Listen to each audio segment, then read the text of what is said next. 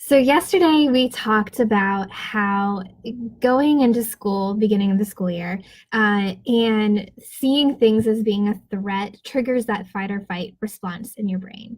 I talked a little bit about what that is, but again, fight or flight is your brain's response to protecting itself whenever it feels judged, when it feels like people don't have your best intention at heart. And a lot of the time, when you're in college, when you're starting a new school year, and you're trying to fit in, you are constantly looking out for the people that don't really want to be that nice to you. So I promised you guys yesterday I'd do another video today and tell you a little bit about how your brain specifically responds to stress, and also how that then also impairs your ability to be your creative, lovely self. So let me give you a quick guide. If anybody's familiar with Daniel Siegel, I'm kind of a book geek and I love Daniel Siegel's work.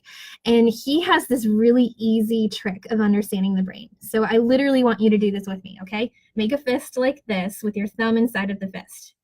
I'm serious. Do this. And what I want you to do is think about this being your brain. So the front of your fingers here is like the front of your head. And this part of your brain is your wise brain. It's your adult brain. This is the part of your brain that is responsible for having perspective, thinking with wisdom, and slowing that impulse control, not being so reactive. And this is the part of your brain that actually doesn't fully form or develop until you're about 26 years old. So yeah, that's right. If you're watching this and you're in high school or you're in college or you're the parent of a teenager, this is not fully formed yet, and that's why you're so impulsive. But the good news is you do have some access to this. It just takes a lot of intention and work to make sure it's functioning properly. Okay, so what happens? This part of your brain is on the inside. It's back here. This is your emotional part of the brain. We're going to call it your child. And your child is the part of the brain that is purely emotional. It's purely sensory based. It does not understand words. It doesn't understand logic. That's this part of the brain.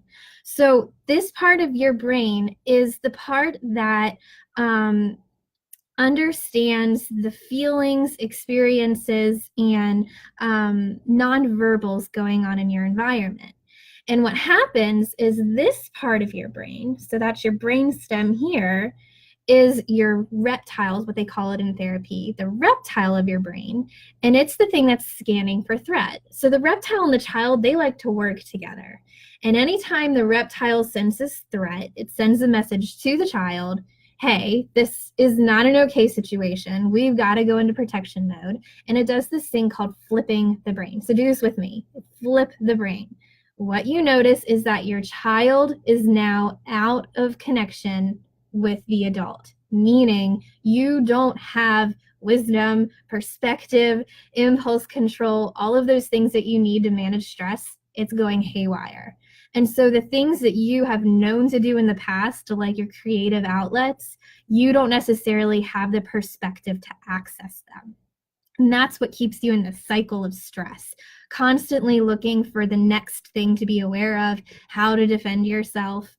So what we're going to do is tomorrow, I'm going to talk a little bit about how to get these two things back together. How do I use creativity, which is emotional, it's sensory driven, to calm the child to then get my adult back in action, giving me the insight and wisdom that I need. That makes sense? Post any questions that you guys have below. I kind of geek out over this stuff, and I'd love to answer them for you. And tune back in tomorrow, and I'm going to talk a little bit about how to reconnect. Okay, have a good day. Bye. Bye, guys.